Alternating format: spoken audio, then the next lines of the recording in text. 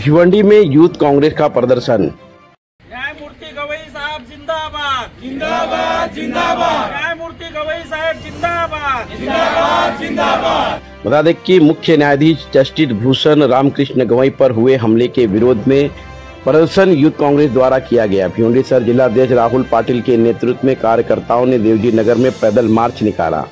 इस दौरान कार्यकर्ताओं ने हाथों में तख्तियां ले रखी थी, जिन पर बाबा साहब ने संविधान दिया, बीजेपी आरएसएस ने दलितों को अपमान किया, आई लव अंबेडकर और दलित पर हमले बंद करो जैसे नारे के साथ में यह विरोध प्रदर्शन दलितों पर हो रहे कथित अत्याचारों के खिलाफ भी था।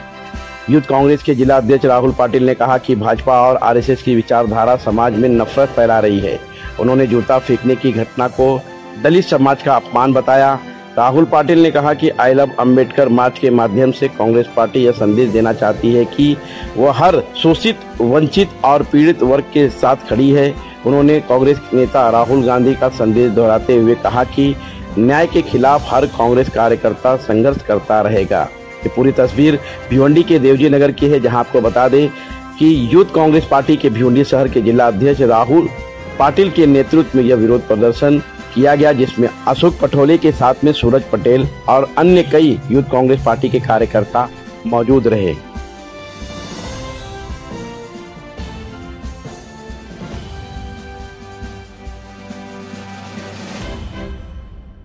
भिवंडी येथील साठेनगर या वस्तीमध्ये आम्ही दलित वस्तीमध्ये आम्ही सर्व नागरिक एक समान वागणूक ही आपल्या संविधानाची शिकवण आहे व या संविधानाच्या शिकवेवर राष्ट्रीय सुप्रीम कोर्ट याचे सरन्यायाधीश भूषण गवई साहेब यांच्यावर एक अज्ञात व्यक्ती त्याच न्यायालयामध्ये वकील प्रोफेशन असतानाही त्यांच्यावर बूट उगारण्याचा प्रयत्न केला।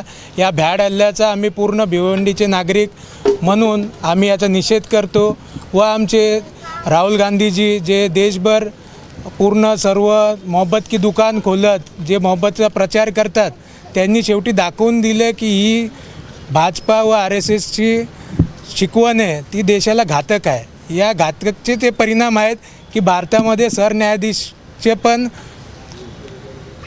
जी इज्जत अपमान आहे त्याचाही मान कोणी ठेवत नाही। त्या कारणाने पूर्ण सामान्य नागरिकांचे काय हाल होत असतील, तर याकरता भारतीय सरकार ही जागी व्हावी व याकरता आम्ही आरएसएस और भाजपा सरणीच्या विचाराचा निषेध करत आहोत। धन्यवाद। या जाहीर निषेध सभेचं आयोजन भिवंडी शहर जिल्हा युवक काँग्रेस यांच्या वतीने केलेलं आहे।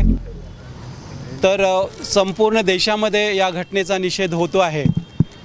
भिवंडीने सुद्धा सकारात्मक धोरण ठेवून या गोष्टीचा निषेध करण्यासाठी आज या अण्णाभाऊ साठेनगर या दलित वस्तीमध्ये या कार्यक्रमाचं आयोजन करून सन्माननीय राहुल पाटील जे भिवंडी शहर जिल्हा युवक काँग्रेसचे अध्यक्ष आहेत यांच्या नेतृत्वाखाली या जाहीर निषेध सभेचं आयोजन झालं।